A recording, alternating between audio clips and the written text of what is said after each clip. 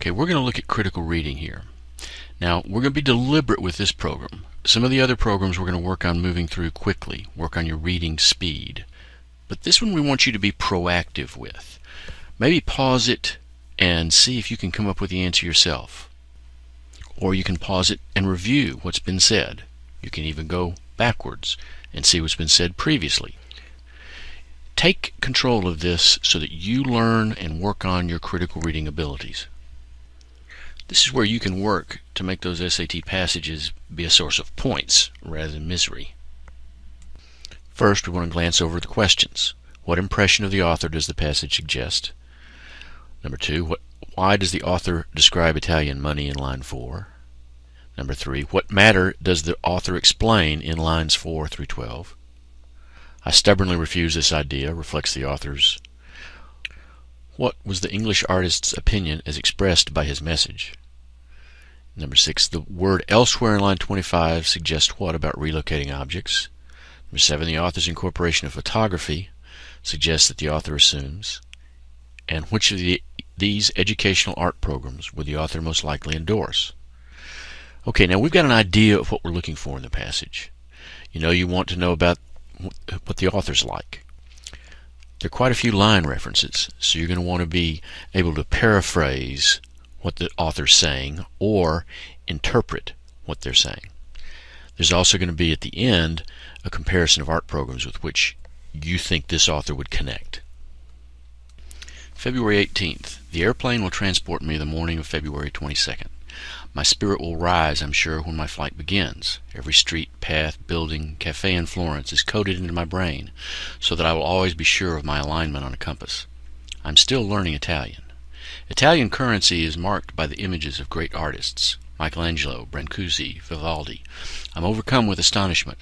I hear a faint trumpet from a fresh perspective. I ponder the possibility of feeling my cultural roots sown more deeply in Europe than in that open horizontal expanse of the United States. I stubbornly refuse this idea. I also realize that this may have kept me from Europe for years. I fear its wisdom and challenge to my own small accomplishments and freedom which I value, maybe unduly. I'm mildly surprised, maybe pleased, that a keen artist from England has already noted my limitations. I'm certain you are eager to visit Florence. You most assuredly will discover vast new reservoirs of thought. February 23rd, 7 at night. Arrived in Florentine Airport. Helpful Italians guided me.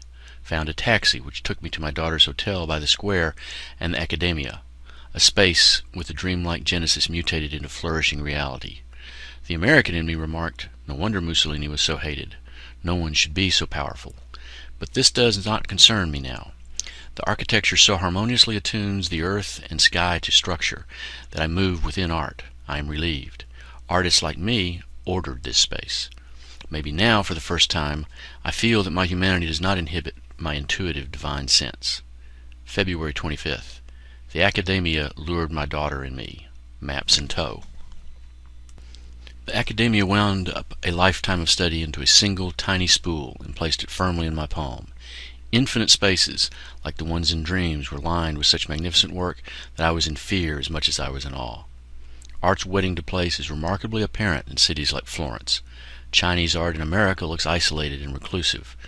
Mayan art, an awesome force in Latin America, looks like decoration elsewhere. European art in America is weak and diseased compared to the European art here. Along those lines, I wish photography could be used solely as a means to an artistic end rather than an instrument of reproduction. Reproduction funnels the vast and potent power of art into a stream of weak, even insignificant information. What impression of the author does the passage suggest? Okay, these are feelings. We're going to be wanting to know what the author is communicating to us, what the author's feeling is as he or she is writing this.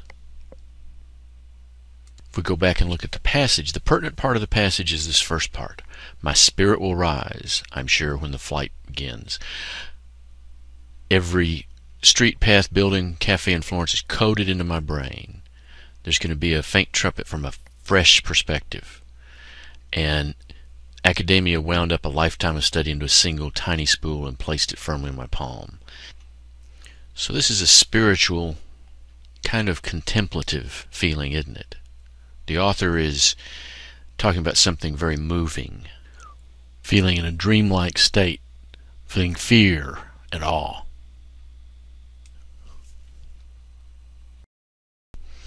Okay, so when we look back at our answer choices, we're looking for an impression. Well, irresolute means they're indecisive or vacillating, and ambiguous means vague or unclear. Resentful and regretful mean offended, angry for resentful, and then regretful is to be apologetic or sorry for something. Down in D, if you're obstinate, you're stubborn.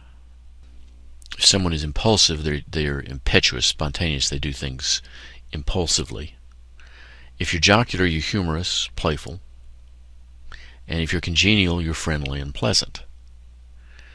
Okay, introspective means to be reflective, thoughtful, pensive, as does contemplative. So C is our obvious answer here.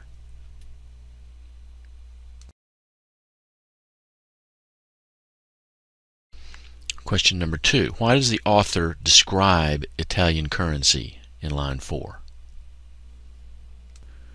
When we read line 4, we see that it's marked by images of great artists: Michelangelo, Brancusi, Vivaldi. There's a reason for that.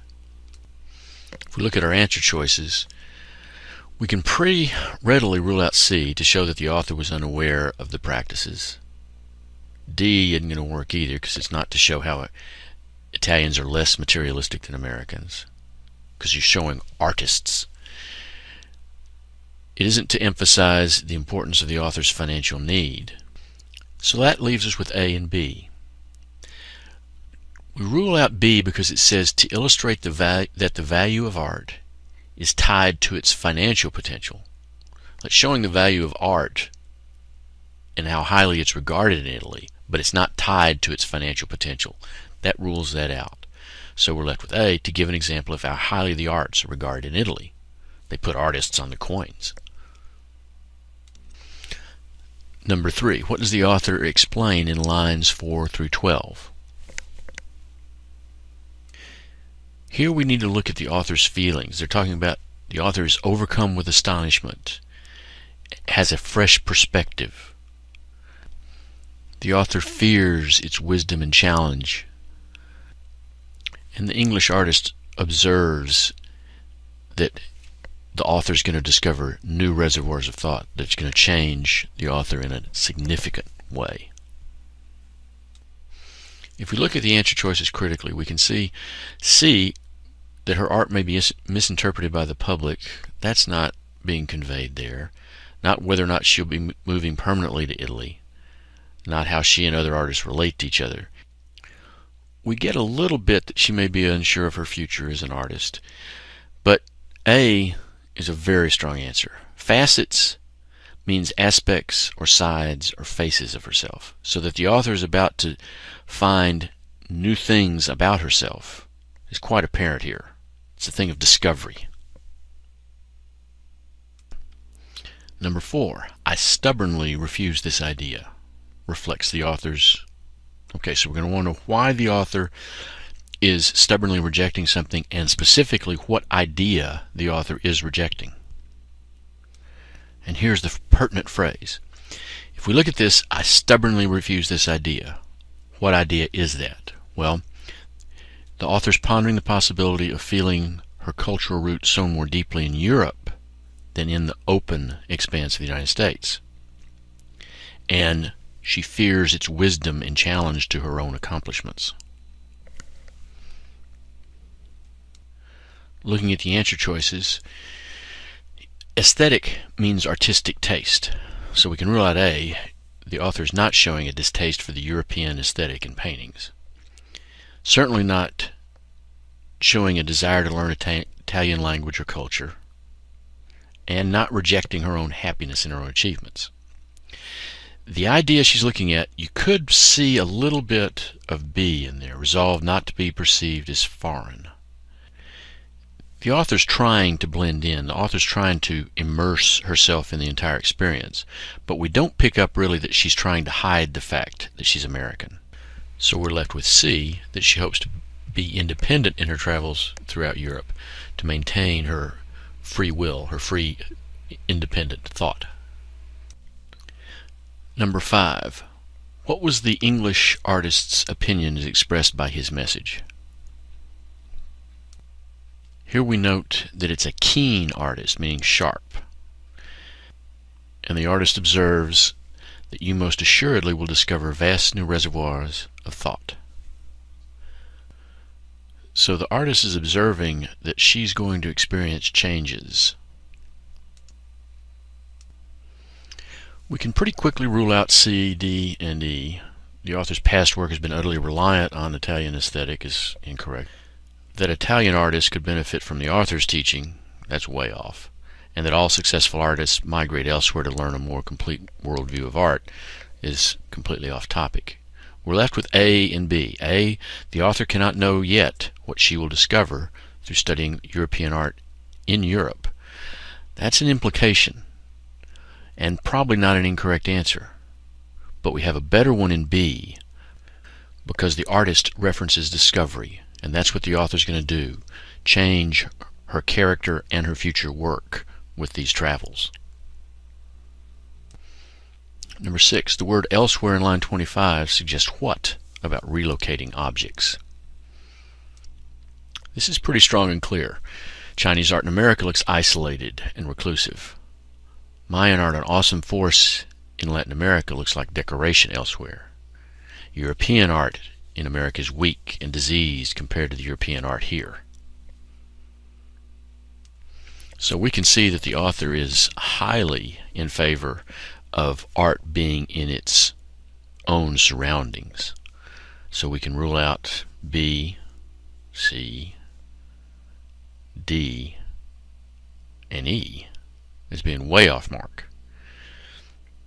A is what we're left with, especially the first part of it, ineffective.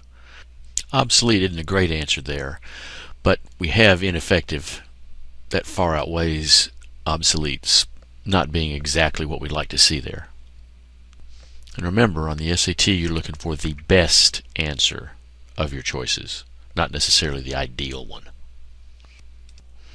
7. The author's incorporation of photography in lines 22 and 25 suggests that the author assumes what? Okay, we have our reference to photography, and the author wants it to be used solely as a means to an artistic end rather than an instrument of reproduction. And here's the emphatic statement. Reproduction funnels the vast and potent power of art into a stream of weak, even insignificant information. In inspecting our answer choices, we can see that there's an implication that painting is a higher art than photography. So let's not completely rule that out yet.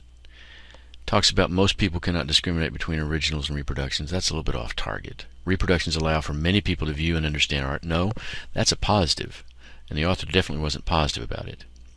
Reproduction methods have not yet been refined. No, that's again off topic. But we have a very definite and strong answer here where it says reproductions lessen the experience of viewing art.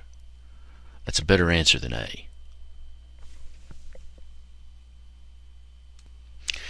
Here we have an outside inference question. Which of these educational art programs would this author most likely endorse? So here you got to say our author would agree with something outside the passage. Key phrasing here, art's wedding to place is remarkably apparent in cities like Florence. We've read this section once before, and remember what we took from it was that art belongs where it's created. It has its sense of place. Looking at our answer choices, C, D, and E we can eliminate pretty readily. They're simply not on topic. We are left with B and A. A, reflections upon art within their native context. That looks awfully good. An in-depth study of art produced indigenous to one's native region. Okay, this is talking about a study of art produced there. The in-depth study puts it a little bit off target. We're talking about reflecting or being contemplative, appreciating the art within its context. than we are about studying art produced in a specific place.